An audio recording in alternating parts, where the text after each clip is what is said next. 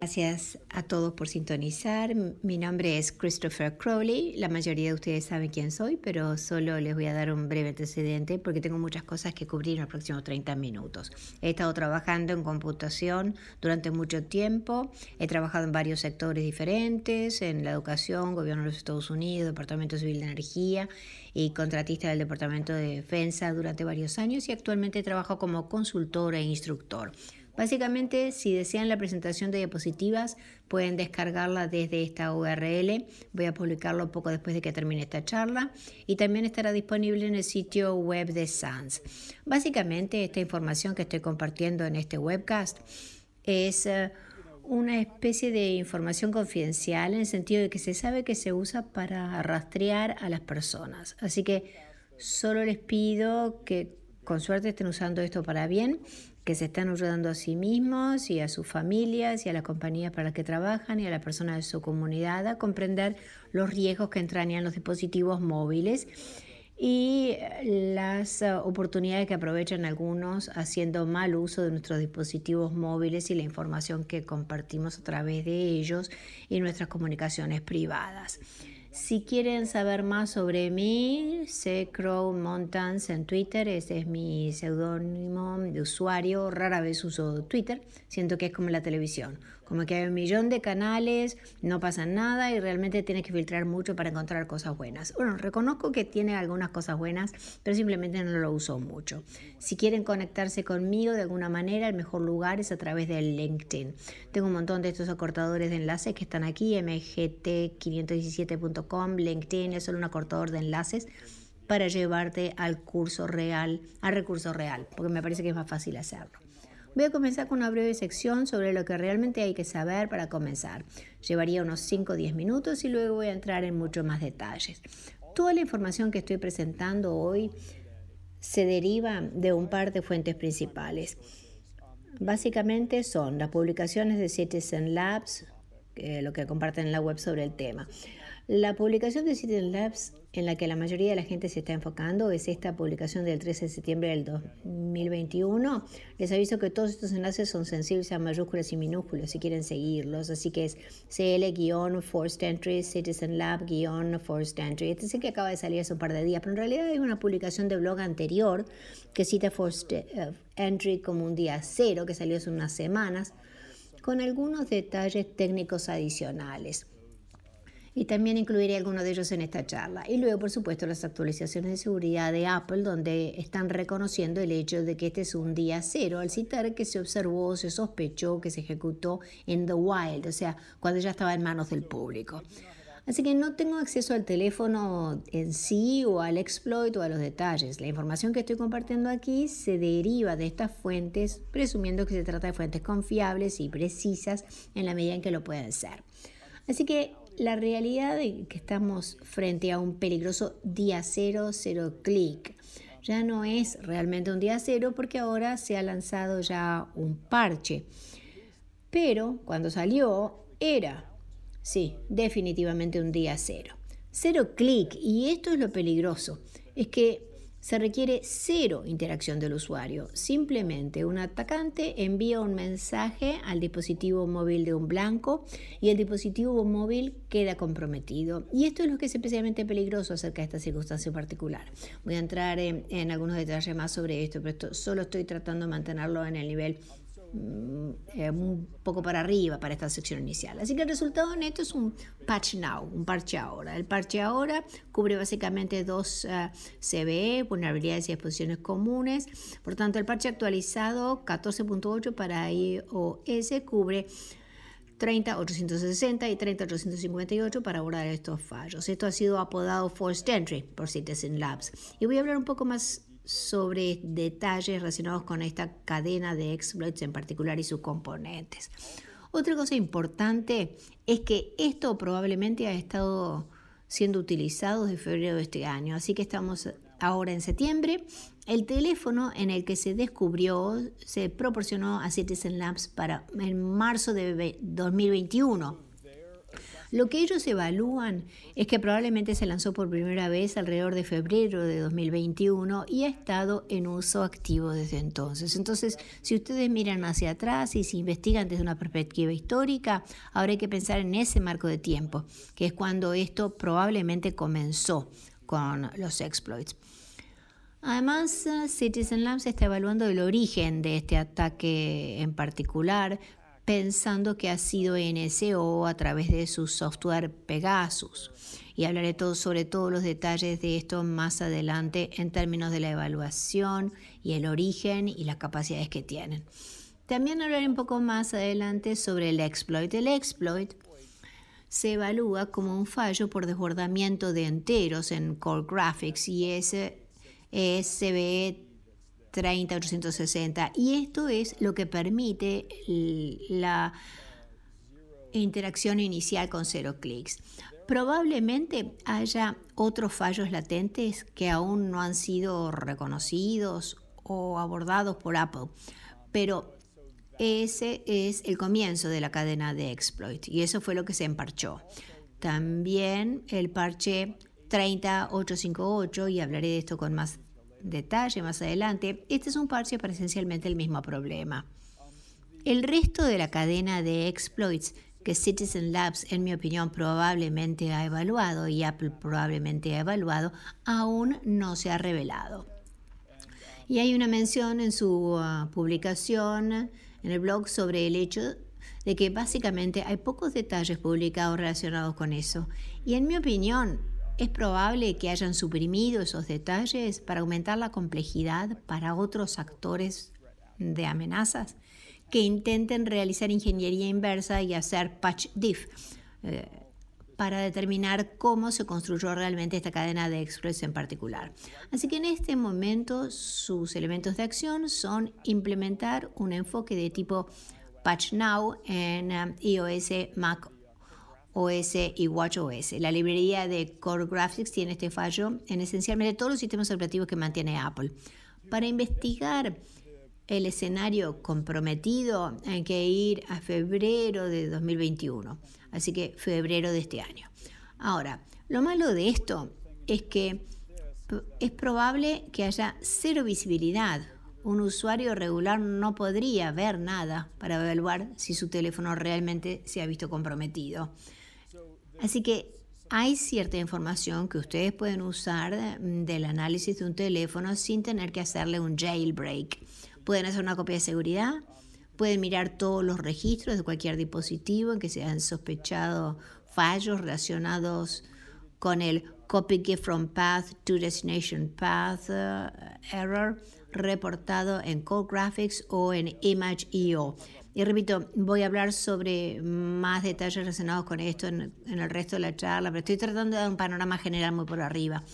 La publicación del blog de Citizen Lab tiene un montón de indicadores específicos de compromiso de IOCs, y estos IOCs están relacionados con lo que ellos evalúan que es infraestructura de Pegasus. Y así que incluso si no pueden obtener acceso al teléfono en sí, podrían mirar si tiene alguna información de red, podrían buscar comunicaciones sobre los IOC específicos relacionados con eso.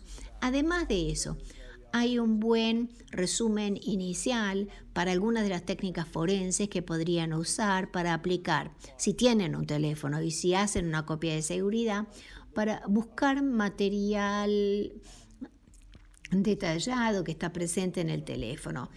Y este hilo de Twitter en particular, este enlace les da un lector de hilos, una especie de informe de todo el asunto, habla sobre cómo buscarían los archivos GIF específicos, básicamente en una base de datos específica para identificar si se habían enviado GIFs. Y luego, además, usaría la información de Citizen Labs sobre los atributos de PDF para desinflar el JBIG, esencialmente un hilo de datos adicional que tiene dentro, y tiene más detalles en su blog. Si encuentran que se enviaron un montón de GIFs, entonces podrían verlos en el sistema de archivos y la copia de seguridad para poder determinar si tienen las características que identificó Citizen Labs. Bien, Así que ese es el resumen de 10 minutos, un poco demasiado largo. Y ahora voy a empezar a entrar en detalles. Y ya he visto en la reunión de Zoom que hay varias preguntas. Por favor, hagan las preguntas, las responderé al final. Tengo muchísimas cosas para comentar en los próximos 20 minutos, así que espero que haya algo de tiempo al final para responder estas preguntas. Pero la primera pregunta, sí, las diapositivas van a estar disponibles. Ahora, a medida que vaya entrando en esto, voy a hablar de un montón de detalles. Voy a tratar de diferenciar los detalles de lo que se sabe, por un lado, y qué es lo que especulo, por otro lado. También voy a citar algunas cosas que sabemos que se han investigado porque hay individuos, hay gente que está siendo atacada y rastreada, probablemente por organizaciones de ciertos gobiernos. Y yo agradezco poder decir que siento que vivo en un lugar donde puedo proteger mis sistemas de información y no sentirme como que soy el blanco, aunque quién sabe después de esta charla. Pero la realidad es que existe una amenaza en el mundo real para las personas como resultado de la información que estamos compartiendo aquí. ¿Bien? Así que simplemente quiero tratarlo con la sensibilidad adecuada, pero también quiero reconocer el hecho de que hay muchos detalles aquí que nos resultan interesantes. Y en cierto modo es un Schadenfreude, como regodearse con la desgracia de otros, cuando atisbamos en la forma en que esto realmente funciona. Así que la primera parte en la que quiero entrar es la idea de atribución a NSO, que Citizen Labs ha evaluado. Y hablamos un poco sobre la atribución en general, que es un asunto complicado. Y en mi opinión, yo les haría la pregunta al hablar del tema de la atribución. ¿Qué harían ustedes diferente, haya sido o no haya sido NSO? ¿Cómo cambiarían su respuesta operativa si pudiéramos hacer una evaluación de atribución? Hay algunas maneras razonables en las que creo que podría hacerse. Creo que esto es importante, ¿sí? Así que la revelación del día cero, además de que ahora esto se está descubriendo, todos los demás actores de amenazas avanzados que están trabajando en este tipo de espacio ahora ya son conscientes de que esto existe y probablemente ya están en posesión de un ataque instrumentado relacionado con esto. Entonces, ya sea que fuera NSO o no, creo que ahora tienen que pensar con esto que si ustedes o su personal son el blanco de cualquiera de estos tipos de actores de amenazas, entonces deberían considerar que ahora esto ya está circulando por ahí. Entonces hay evidencia específica que presentó Citizen Labs en su publicación y aluden al hecho de que han suprimido información adicional y que hay un detalle específico, o en realidad dos detalles específicos de lo que van a hablar que usan para hacer esa correlación. Probablemente tienen otra información que aún no están compartiendo y lo están haciendo por razones de seguridad, OPSEC. Hay un esquema que uso con frecuencia para la atribución. Para simplificar, uso este gráfico que tomé del informe de la Junta de Ciencias de la Defensa. Es un informe fenomenal. Pero el verdadero golpe de gracia es este resumen ejecutivo de una cifra en la que agrupan a los actores de amenazas en 3 niveles. El club de los $10 que reutiliza vulnerabilidades, el club del $1.000.000 que es capaz de descubrir vulnerabilidades y el club de los $1.000.000.000 que es capaz de introducir vulnerabilidades en los sistemas de información, según el informe, utilizando todo el espectro de capacidades, lo que significa que básicamente pueden aprovechar todas las técnicas, todos los gajes del oficio típicos de inteligencia para introducir fallas en nuestro sistema de información. Y en mi opinión, este en particular es del nivel del club de $1.000.000, ¿sí? Así que se trata de alguien que fue capaz de cubrir la vulnerabilidad evaluando los materiales. Ahora, no me gusta esto, no es algo bueno, pero al mismo tiempo, este es el status quo para nosotros en la ingeniería de sistemas en la actualidad. Esta es la realidad de lo que estamos tratando en este momento y en mi opinión, si esto a ustedes los sorprende, es que no están listos para lidiar con lo que pasa en el mundo en cuanto a los sistemas de información. Ustedes deberían estar listos para poder cambiar de marcha para lidiar con los parches en un entorno de día cero. Y si no lo están, deben trabajar para poder poner en práctica ese nivel de capacidad de respuesta. Ahora, si tienen la capacidad de digerir indicadores específicos, si tienen la capacidad de hacer este tipo de investigación, les sugiero que lean algunos de los detalles que menciona Citizen Labs sobre los distintos operadores de la infraestructura de Pegasus. Este es software comercial. No quiero entrar en los detalles o discusiones en cuanto al ámbito de venta de este tipo de infraestructura. Pero según Citizen Labs, este es un software que se vende para poder mantener la visibilidad de los teléfonos de las personas. Y por lo tanto, ustedes deberían revisar los indicadores de compromiso específicos, los IOC, de las múltiples publicaciones de Citizen Labs. Citan infraestructura, dominios, direcciones IP, y hablan sobre el mecanismo en el que se llevó a cabo el ataque y cómo monitorearon inicialmente para lograr la visibilidad que ahora están compartiendo con ustedes. Ahí están esos detalles profundos. No voy a entrar en detalles en esta charla sobre ese tipo de infraestructura porque está todo muy bien documentado. Es probable que además de los IOC que descubrieron y compartieron, haya otros operadores de esta infraestructura no descubiertos. Y es probable que los IOC que acaban de ser revelados sean abandonados en breve y los sustituyan con otros. Entonces, si ustedes están buscando cosas de esos IOC, deben darse cuenta que esos IOC se han echado a perder para esos operadores y que su información podría ya no ser la misma, pero aún así podría apuntar a este problema específico. Entonces, uno de los elementos clave que cita Citizen Lab para atribuir esto específicamente a NSO es el hecho de que el teléfono estaba infectado con el spyware Pegasus. Y dado que el teléfono tenía Pegasus, ellos adjudican esto a NSO, o al menos que en parte utilizaban algo de NSO. Esa podría ser una evaluación equivocada, pero es parte de su evaluación. Otra parte de su evaluación es algo que citan como cascade fail, como una falla en cascada. Y este nombre de error en cascada deriva de una columna, en particular de una tabla. Les muestro allí abajo.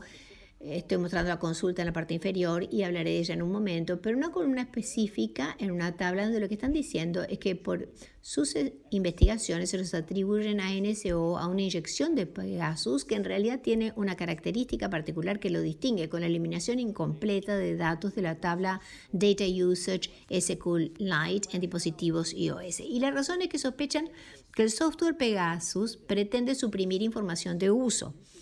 Y como este software se inyecta a un nivel privilegiado dentro del dispositivo iOS, están eliminando información de una tabla. Pero Citizen Labs está señalando que evaluaron la posibilidad de que se cometiera un error al citar el hecho de que lo eliminaron del archivo Z-Process, pero por otro lado no lo eliminaron de la tabla Z-Live-Usage y así esa tabla Z-Process se ha limpiado para suprimir lo que se le representa al usuario. Sin embargo, si realmente investigan, pueden encontrar de hecho una pistola humeante que indica que la información se ha eliminado de la tabla Z-Process, pero no se eliminó de la tabla Z-Live-Usage. Y entonces esta discrepancia se convierte en algo en lo que ustedes están pillando al software en una mentira y pueden evaluar esto. Y Citizen Labs dice que solo han observado esto de Pegasus.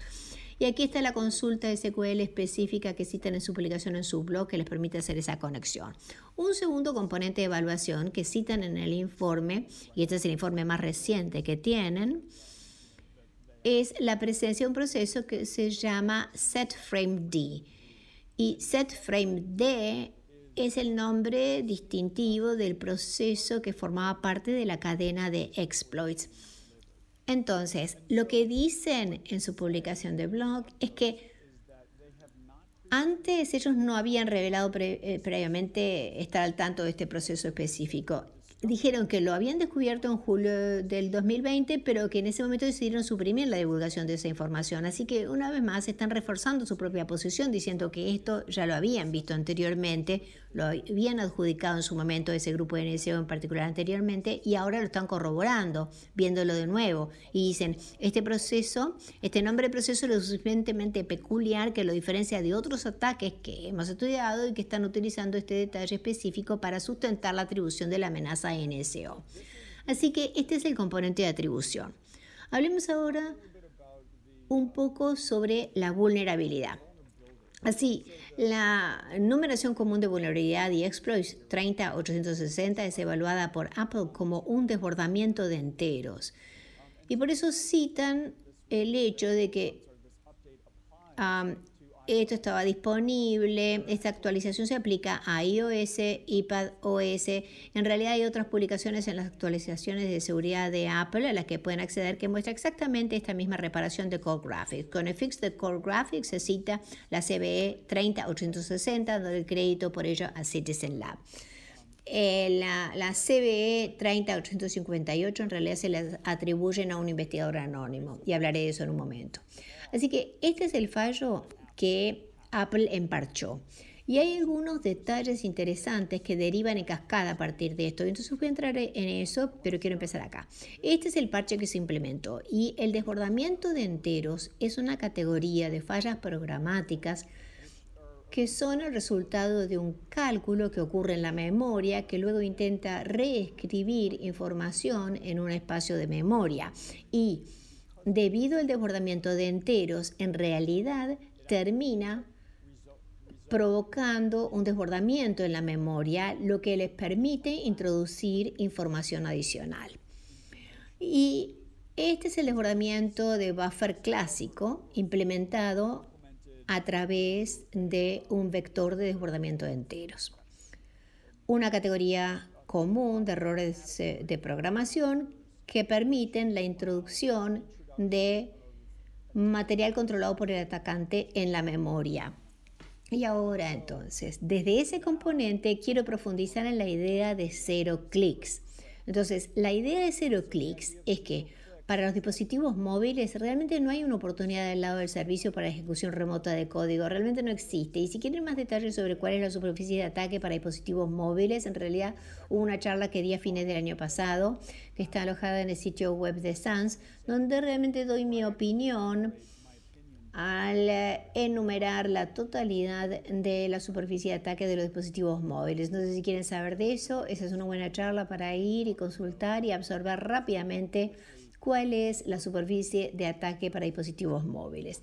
Por lo tanto, un atacante que busca ejecutar códigos de forma remota probablemente quede relegado simplemente a las aplicaciones de mensajería para poder entregar contenido que sea procesado por el dispositivo sin ninguna interacción del usuario. Y hay un ejemplo clásico de eso, Stagefright, dirigido a Android, por el cual se enviaba un mensaje MMS y cuando el dispositivo intentaba representar el contenido en una vista de miniatura, un thumbnail, se activaba el exploit.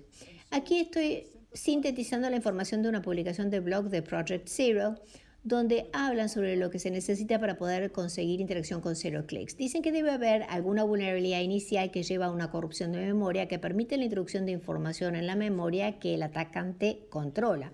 Entonces, en este caso, esa vulnerabilidad es el desbordamiento de enteros. Es el desbordamiento de enteros con el que estamos tratando. También debe haber algún mecanismo remoto para quebrar ASLR. Y sabemos que iOS realmente implementa eso. También tiene que haber una oportunidad de lidiar básicamente con las restricciones de ejecución del código que tienen iOS instaladas y probablemente también tenga que haber algún escape de sandbox. Y están hablando de esto en el Project Zero, en el contexto del servicio Blastdoor, que básicamente está configurado específicamente para que sea mucho más difícil introducir un exploit del día cero. Disculpen, los exploits de clic cero, ya sé que sean de día cero o no, Blastdoor se implementó en respuesta a los exploits de clic cero anteriores y lo implementaron primero en iOS 14. Por lo tanto, este es esencialmente un procesador de datos estropeado que implementa una gran cantidad de controles de seguridad para que cuando el teléfono maneje los datos que ingresan, vuelva a fijar la base de la aleatorización para esas instancias. Si hay un fallo de cualquier cosa dentro del procesamiento protegido por Blastdoor, en realidad tiene un algoritmo de duplicación que hace que sea cada vez más difícil para el atacante intentar ataques de fuerza bruta. Por lo tanto, los invito a que si les interesan los detalles de esto, los invito a leer todo el informe de Blastdoor de Project Zero porque explica muy bien cuáles son las protecciones que tiene iOS, que están específicamente destinadas a detener este tipo de ataque. Y yo ahora estoy simplificando su publicación para expresar lo que sucede aquí. Así que tenemos el APSD que está interactuando con el Identity Service D, que está interactuando con Imagent, y todo eso se rige por las interacciones con Blastdoor. Por lo tanto, prácticas de codificación restrictiva, lectura limitada del sistema de archivos, lectura limitada de la red dentro del espacio administrado por Blastdoor. Y así, parte de este flujo de trabajo de lo que maneja Blastdoor comprueba si hay datos serializados. Y en la serialización y la deserialización, si hay datos serializados, se le pasa al IM Transcoder Agent. Y ya mencioné IM Transcoder Agent anteriormente, lo volveré a mencionar en un momento. Así que lo que pasa es que en uno de los informes de los que hablan Citizen Labs, en realidad hablan específicamente de dos fallos que aparecen momentáneamente en los registros del IM Transcoder Agent, específicamente relevantes para este ataque, tal como lo observan. El primero es un fallo, copy gift from file, disculpen, the path, the destination path error. Y esto es en realidad un informe asociado con Image.io. Ahora, el fallo de Image.io es el resultado de 27 archivos, todo lo cual son exactamente los mismos del teléfono que están investigando por ese exploit. De modo que se produce un fallo desde este IM Transcoder Agent relacionado con ese copy GIF from path. Y luego el segundo tipo de fallo está relacionado con el procesamiento de Code Graphics para diseccionar los datos JBig en el archivo PDF, y dijeron que en realidad eran 4 archivos PDF distintos en ese teléfono comprometido que estaban investigando. Entonces, mirando esto y sintetizando la información sobre cómo Blastdoor está tratando de proteger las cosas y cómo se usó realmente el exploit, tenemos algunos detalles más de la publicación del blog anterior que habla sobre el proceso del monitor térmico D, Thermal Monitor D, que informa errores, y luego está invocando un proceso llamado Tailspin, como caída en picada. Tailspin es un proceso de capacidad desarrollador que pretende monitorear fallas y extraer información de las fallas. Y lo que informan es que ven 3 fallos. Lo siento, se generan 3 procesos y 2 fallos.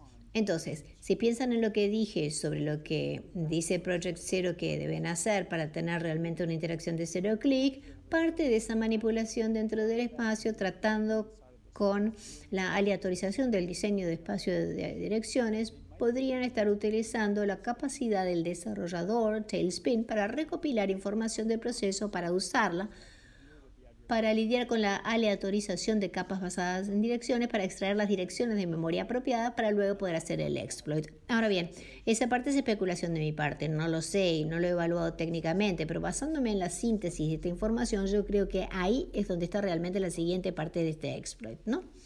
Así que este proceso de Tailspin sobrevive. Y lo que es interesante también de la publicación de blog de Citizen Labs es que citan al AMFID, se atribuye como el proceso responsable. AMFID, Apple Mobile File Integrity Daemon, es responsable de hacer las comprobaciones de las firmas digitales en el código que está intentando ejecutarse.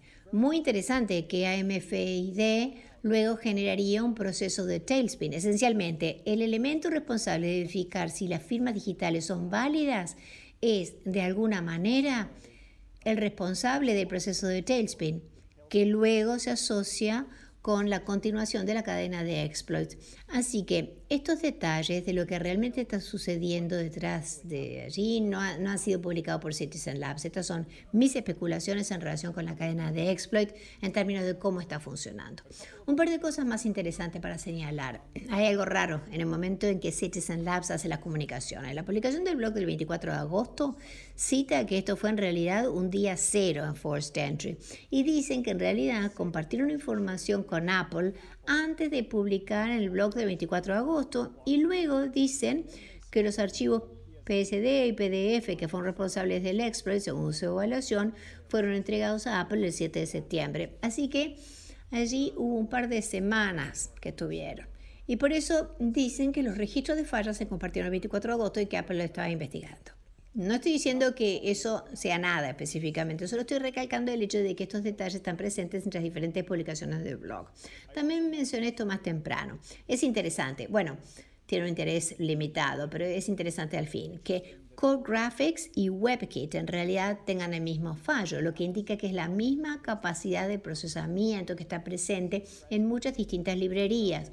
No es gran cosa, pero solo sugiere que puede haber habido otro vector de entrega a través de WebKit que no se ha evaluado con esto, pero lanzaron un parche para WebKit para solucionar este problema de desbordamiento de enteros también. Otra cosa que quiero enfatizar que me resulta interesante es que de lo que Citizen Labs habla en términos de su evaluación y algunas de sus investigaciones iniciales de teléfonos es que usan un archivo VPN en el teléfono celular que estaban investigando para monitorear la comunicación desde ese celular. Y por eso les sugiero que consideren esto como parte de su técnica o repertorio de investigaciones para este tema. Pueden leer los detalles de lo que dicen, pero básicamente dicen, incluso si no tenemos la visión cifrada de la comunicación, podemos ver con qué está hablando el teléfono al tener la VPN del teléfono, luego monitoreamos la comunicación de la red y buscamos cosas extrañas. Y en sus técnicas de análisis y evaluación, VPN y backup son las dos cosas que aparecen. Bueno, ya casi estamos en hora y luego vamos a responder un par de preguntas posiblemente, pero lo que no sabemos, y yo especulo, es que veremos algunos parches más para todo esto y que para los componentes de escape de Sandbox y ASLR en realidad probablemente Apple saque parches silenciosamente para iOS, macOS, watchOS y todos los demás que contenga Core Graphics. Probablemente lo veremos parcheado más adelante sin que hagan tanta alaraca. Y también probablemente veremos mucho endurecimiento de procesos y procesamiento dentro de la App Store en un intento por aumentar la resistencia de iOS contra este tipo de interacciones con 0 clics. Así que un resumen rápido, luego miraré para ver si hay alguna pregunta allí. El exploit del día 0 y 0 clic tiene un parche que se lanzó para solucionarlo específicamente y deben asegurarse de que todos los que ustedes conocen realmente estén implementando este parche para protegerse. Además de eso, esto ha sido atribuido a los laboratorios NSO, por lo tanto, ahora ustedes deberían estar poniendo ese parche ahora, Patch Now, investigándolo, yendo hacia atrás hasta febrero de 2021. Usen las copias de seguridad y VPN para buscar fallos específicamente relacionados con Core Graphics o Image.io y luego usen los indicadores de compromiso, los IOC, que publica Citizen Labs, potencialmente con inspección basada en la VPN de un celular remoto, para determinar si ustedes o alguien que ustedes están tratando de proteger se han visto afectados por eso. Así que, como dije, le estuve haciendo cambios hasta el último minuto, así que voy a publicar esta presentación para compartir en este lugar, mgt517.com/cel. Ahora vamos a ver si hay alguna pregunta. Bueno, hay un par de preguntas y a las que me voy a referir. Hay una que dice, ¿se puede lograr una mitigación si uno se pasa a Signal para mensajería o hay otras aplicaciones además de iMessage que usted sugiera que si se eliminan se daña el teléfono? Así que pasarse a Signal en realidad no detendría esto porque es un 0 clic. Entonces, si alguien realmente se lo envió en su iMessage y el sistema luego intentó ingerir el mensaje como parte del procesamiento de la ingestión del mensaje, ahí es donde ocurre el compromiso. Sí, es por eso es que es tan aterrador y peligroso. Esa fue una. ¿Qué pasa con una aplicación similar para Android que use el mismo vector, ya que necesitarán acceso a ambos tipos de dispositivos? A la fecha, que yo sepa, esto es específico de CodeGraphics. No sabemos que haya un desbordamiento de enteros similar en la librería de procesamiento para Android. Ahora, es posible que NSO, si es que efectivamente fueron ellos u otro actor similar, haya desarrollado un tipo de exploit totalmente diferente para permitir este tipo de interacción de 0 clics con Android. Pero actualmente no hay indicios de que ese sea el caso. Otra pregunta sobre Big Sur desde una perspectiva de mitigación. Así que eso es algo que en realidad puede haber algunos parches disponibles de Apple relacionados con eso. Hubo un parche Catalina que se lanzó en esa misma línea para abordar ese componente CodeGraphics. Así que esas son las 3 preguntas. Me pasé un poco de tiempo. Permítanme comprobar rápidamente si hay más preguntas aquí. Bien, así que bueno, eso fue lo mismo que se publicó en el chat. Si tienen más preguntas que me quieran hacer, recuerden contactarme por LinkedIn o Secro Mountains en Twitter. Esperemos que encuentren esta información realmente de utilidad y que les ayude a ayudar a otros. Así que muchas gracias.